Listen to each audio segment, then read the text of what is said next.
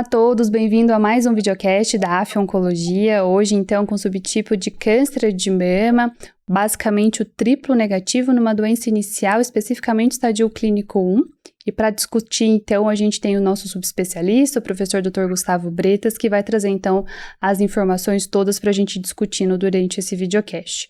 Acho que para a gente fazer então uma contextualização, do câncer de mama triplo negativo em si, ele claramente já é reconhecido, como um subtipo com piores taxas de sobrevida entre todos os tipos de câncer de mama, especialmente quando a gente vai comparar com os tumores receptor hormonal positivo e também com HER2 positivo. Trata-se de uma entidade biologicamente heterogênea, a gente entende que não é uma única doença, só o triplo negativo. Entretanto, é muito marcada em média, por um comportamento clínico mais agressivo, com maior taxa de recorrência precoce e menor sobrevida global, especialmente ali nos primeiros anos da doença, nos 5 primeiros anos do diagnóstico. Diferentemente dos tumores luminais, o câncer de mama, então, triplo negativo, ele carece de alvos terapêuticos muito bem estabelecidos, o que historicamente limitou ainda mais as opções sistêmicas e contribuiu para um pior prognóstico. Do ponto de vista epidemiológico, o câncer de mama do triplo negativo, ele acomete de forma muito desproporcional as mulheres, então, mais jovens, frequentemente em idade ali pré-menopausa, justamente por serem mais jovens, e apresenta uma maior prevalência em determinados subgrupos aí, populacionais. E aí, esse contexto ajuda a explicar o porquê no câncer de mama triplo negativo o tamanho tumoral, então o nosso T do TNM isolado é um marcador prognóstico insuficiente. E porque tumores pequenos, em determinadas situações, eles podem carregar ali um risco clínico desproporcional ao diâmetro, ao tamanho da lesão, tornando a decisão terapêutica particularmente desafiadora nesse contexto clínico todo. E aí, então, para a gente começar a entender o que a gente está falando, de qual subpopulação especificamente a gente está falando, vamos começar, Gustavo, apresentando o que é o câncer de mama estádio 1, Qual é essa doença que a gente está falando?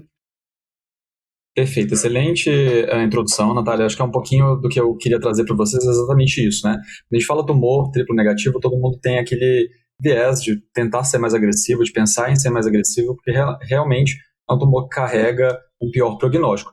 Mas a gente precisa entender também na prática clínica quem é aquele paciente que talvez não precise de todo o sequenciamento de tratamento que a gente faz para uma doença mais localmente avançada. E aqui, lembrando, eu vou mostrar para vocês esses dados também, não é a frequência que a gente encontra desses tumores pequenos, ela é menor, estádio 1, ela é menor nos triplo negativos, mas ainda assim é algo frequente na nossa prática que sempre gera dúvida dos oncologistas.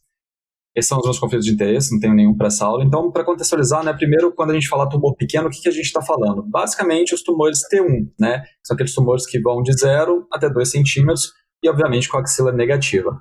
Esses tumores T1, eles são classificados, são subdivididos, em T1A, T1B e T1C, de acordo com o tamanho. E aqui eu gostaria de salientar também que mais comum na nossa prática clínica é pegar esses tumores T1C, que são aqueles tumores pequenos ainda, mas intermediários.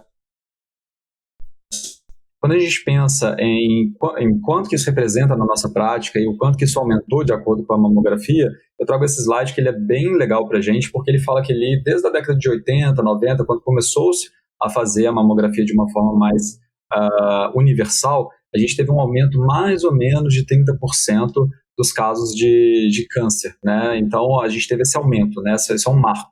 Mas quando a gente vai analisar ali, a gente observa que, apesar desse aumento, quando a gente pega, dividido pelo tamanho, a gente observa que não teve uma queda grande dos tumores maiores, E o que aconteceu foi que a gente passou a identificar tumores menores. Então, você tem um aumento ali, principalmente dos tumores in situ, em azul, aqueles tumores menores que 1 centímetro também em azul, e aqueles em azul escuro ali de 1 a 1,9 centímetros, que é justamente essa população que a gente está falando. Aqui, obviamente, a gente está falando de todos os subtipos, não só do triplo negativo, mas para contextualizar um pouco o que a mamografia trouxe de aumento de diagnósticos para essa população.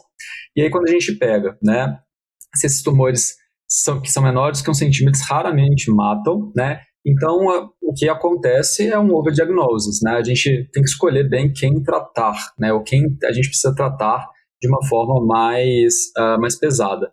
Quando a gente pega ali o período de 2000 a 2002, a gente observa que mulheres com tumores menores que 1 centímetro tinham mais de 4 vezes chance de morrer por outras causas do que o câncer de mama.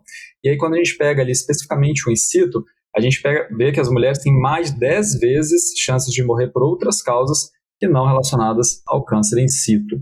Então, só para a gente entender que, apesar de a gente ter aumentado o número de diagnósticos, nem sempre isso está também relacionado a uma queda de mortalidade por conta dessas questões que eu acabei de comentar.